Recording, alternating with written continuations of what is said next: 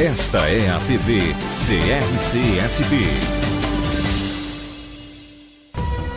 O Conselho Regional de Contabilidade do Estado de São Paulo apresenta CRC-SP Debate. Olá, está no ar mais um programa CRC-SP Debate. Nesta edição vamos falar sobre a Lei de Regularização de Ativos no Exterior. A Lei número 13.254 prevê a repatriação de recursos remetidos ou mantidos no exterior.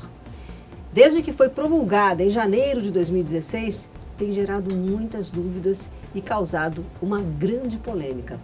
Para debater como deve ser aplicada a lei de repatriação e como afeta o trabalho de contadores e advogados, estão conosco hoje Gildo Freire de Araújo, presidente do Conselho Regional de Contabilidade do Estado de São Paulo e empresário contábil, Neumir Pereira Rosas, consultor de finanças com mestrado nos Estados Unidos e conselheiro do CRC-SP, e Antônio Amêndola, advogado tributarista, mestre pela USP.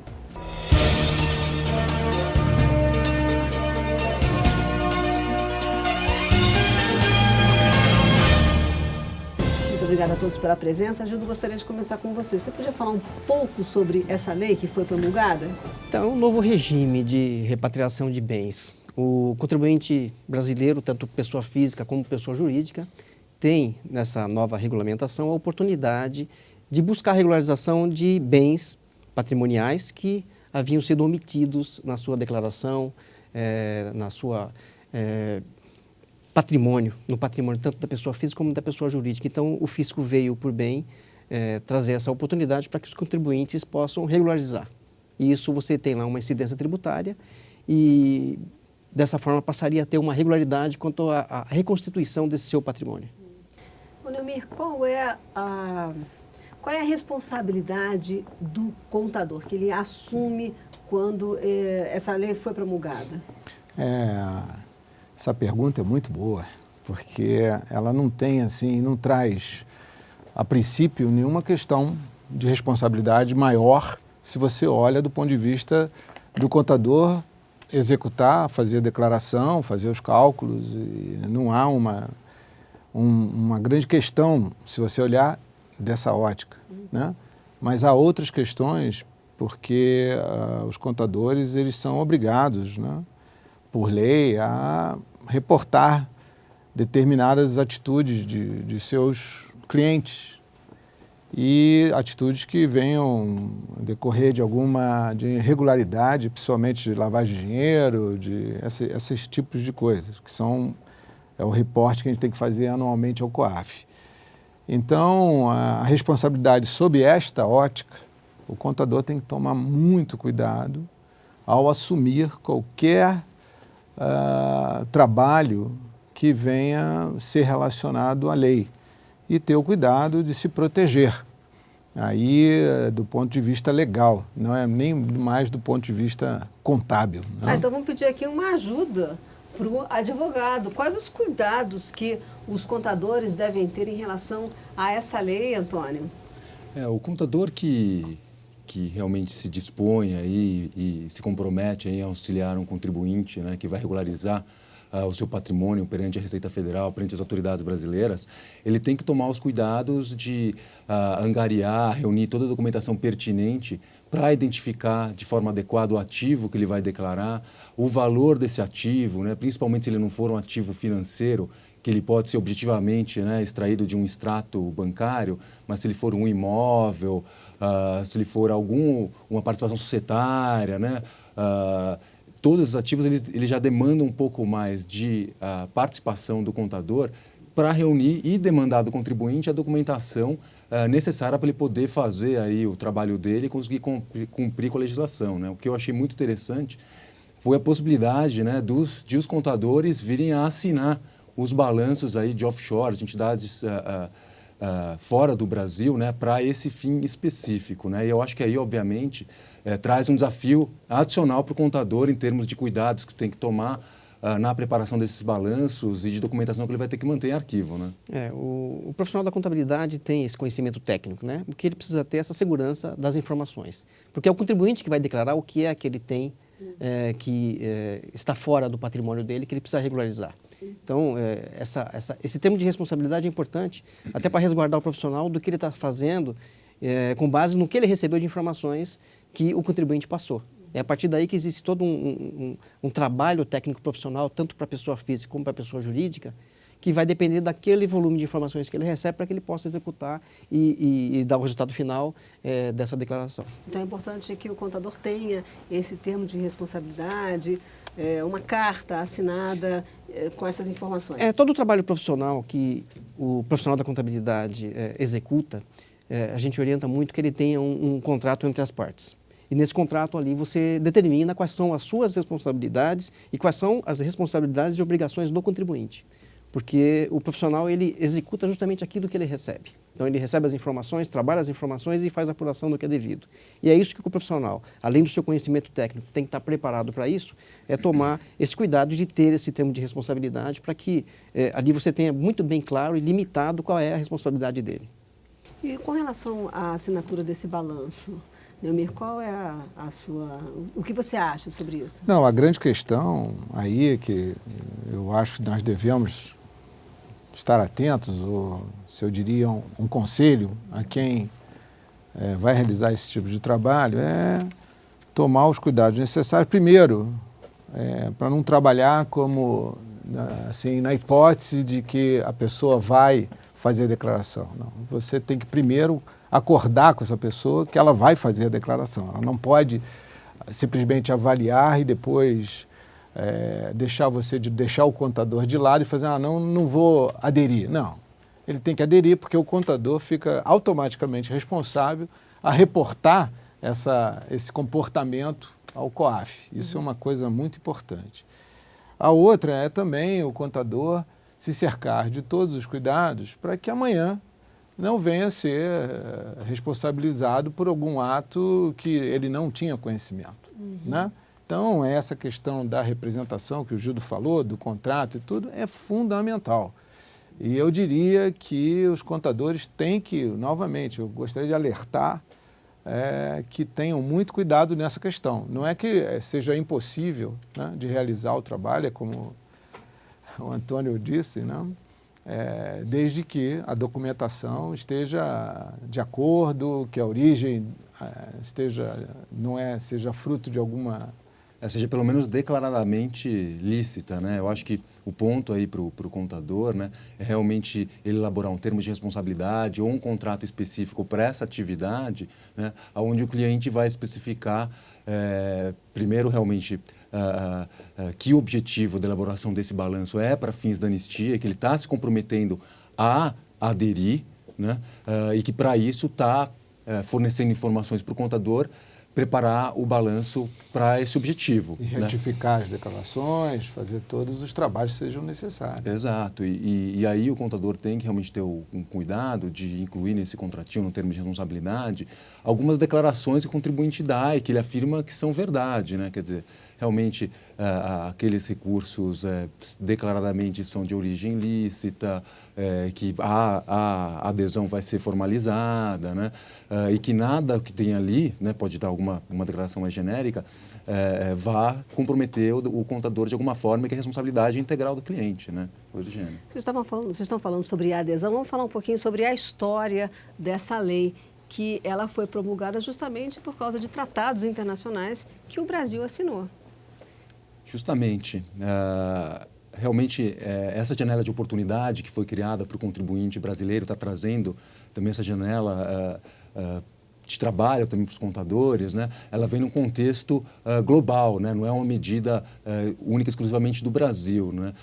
Assim, mais especificamente, né, o Brasil se tornou signatário de uma convenção multilateral de assistência mútua e recíproca, né, entre os fiscos de países diferentes, né? Está sendo conhecido isso como o fisco global. E o Brasil se comprometeu, a partir de 2018, a participar e fornecer essas informações. Para os Estados Unidos, especificamente, já tem um tratado, né, que já está em vigor e eficaz, e que com os Estados Unidos essa troca de informações já se iniciou, né? Aqui, especificamente no Brasil, quando vem a lei, como nesse ambiente de troca automática de informações que está sendo criado entre diversos países, tem que se dar aí uma janela de oportunidade para o contribuinte, para que ele coloque a vida nos trilhos, né, o trem nos trilhos, e declare, né, o objetivo geral da lei é permitir aquele contribuinte aqui no Brasil que passou por momentos de instabilidade política, de instabilidade econômica, os inúmeros planos que a gente teve aqui, cambial, né, para que ele possa realmente declarar, né, se tornar totalmente transparente com o fisco brasileiro, e daqui para frente, que eu acho que esse é o novo paradigma global, né, em que haja uma atitude de transparência e de possibilidade de troca das informações, porque as informações que estão fora do país, principalmente hoje, dentro das instituições financeiras no exterior, aqui vão chegar, se for nos Estados Unidos, mais rápido, se for outros países, demora um pouquinho mais, mas também vai acabar chegando. Então, esses acordos internacionais têm como objetivo justamente de minimizar, né, e se não dizer querer esgotar, porque é uma coisa bastante complexa, que tenhamos, né, contrabandos, desvio de recursos, terrorismo. Então, esse acordo internacional visa justamente fazer com que esses países participem desse processo, visando justamente proporcionar essa lisura, né, no que se refere aos contribuintes, aos países como um todo. Então, é um compromisso assumido que, por conta disso, gera essas ações, como, por exemplo, esse regime aí, e essa oportunidade da regularização. É um filtro muito importante. Na sua opinião, é um filtro. É uma lei positiva. Muito positiva, país, porque você separa o joio do trigo, né? Atualmente, mais de 100 países já são membros dessa convenção multilateral. Países como Suíça, que o sigilo bancário era um ícone, alguns países tradicionalmente tidos como paraísos fiscais, Bahamas. Semana passada, Liechtenstein ratificou também a participação.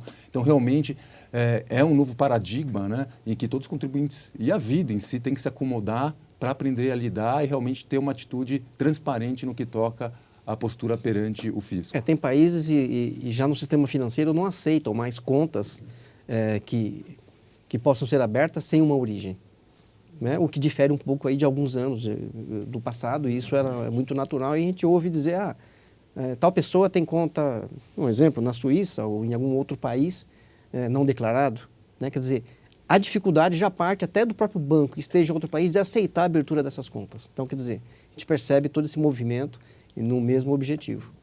Quer dizer que a médio e a longo prazo, essa lei vai acabar se tornando positiva para todos. Agora, a gente também tem que aprender a lidar com todas essas novidades. Então, a gente vai fazer um breve intervalo, a gente vai voltar e esclarecer mais dúvidas e esse assunto no próximo bloco. Voltamos já.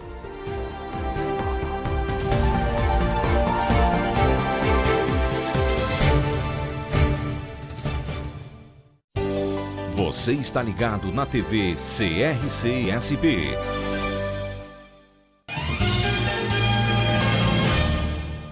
O CRC-SP Debate está de volta. Estamos falando sobre a lei de regularização de ativos no exterior. Antônio, com relação a essa lei promulgada, ela dá segurança jurídica ao contribuinte?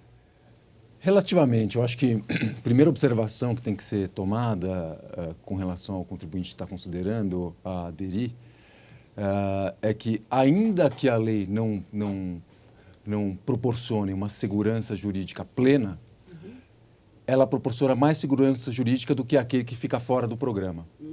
Né? Para algumas questões aí mais concretas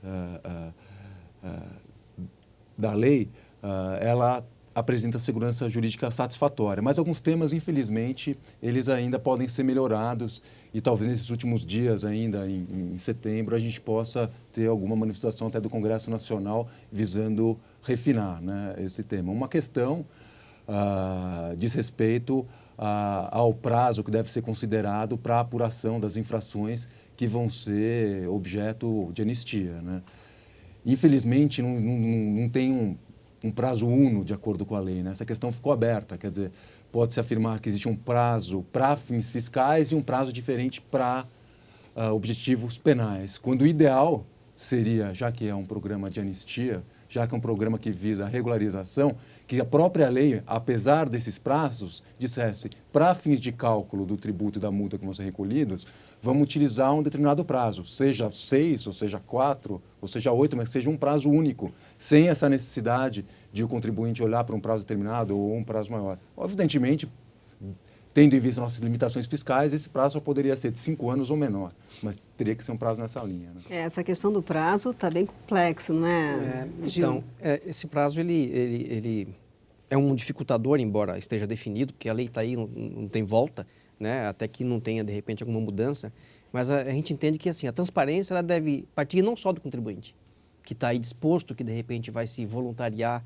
a fazer aí a declaração do seu patrimônio, mas essa transparência e essa clareza das regras também tem que partir do fisco, né?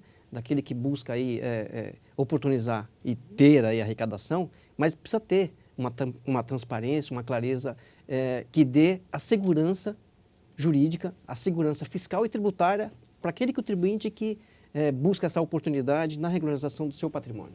O melhor dos mundos, Gildo, seria ter aquele anexo como tem do ganho de capital, em que você elabora com as regras que estão estabelecidas do ganho de capital e você vem e calcula o ganho de capital automaticamente transferido para a declaração de imposto de renda e você está certo que você fez de acordo com as regras tributárias. É uma aí regra no terminativa. caso, exatamente. Tá Não, e o forma sistema está clara, né? pronto, está tranquilo.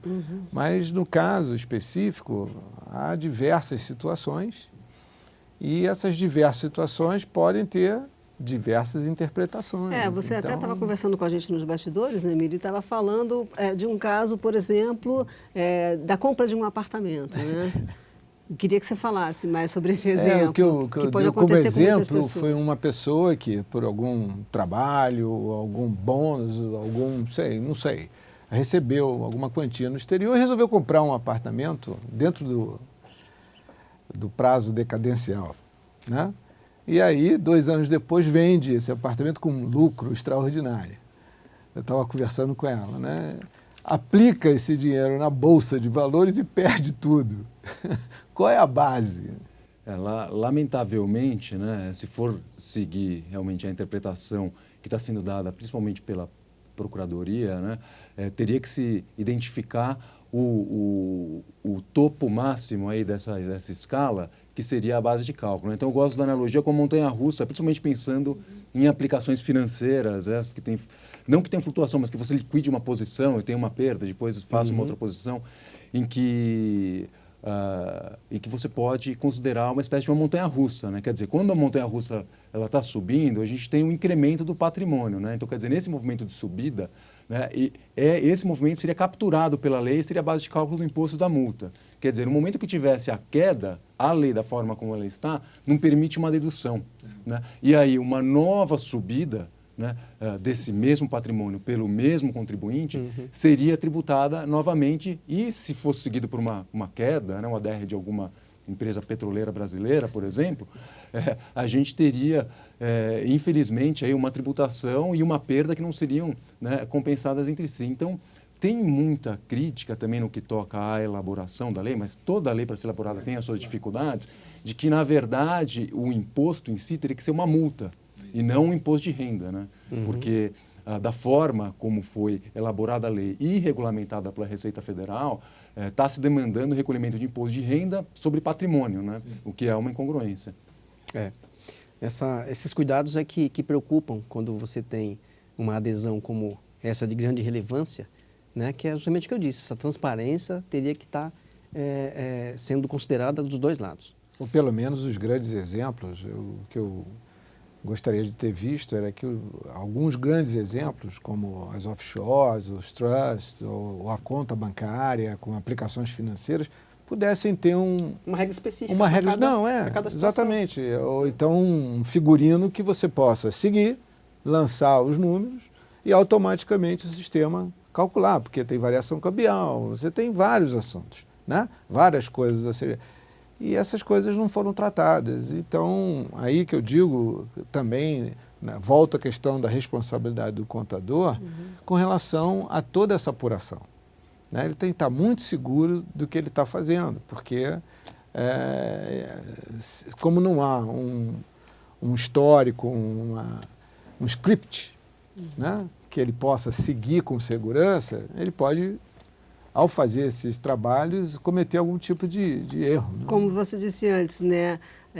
Não é exatamente como é feito o imposto de renda, né? Que tem todas aquelas regras Sim, bem estabelecidas. bem estabelecidas. E que fica bem claro o dever e o direito de cada um. E você chega numa conclusão, num trabalho realizado com segurança. Não é o que acontece aqui. Até por conta do próprio alcance.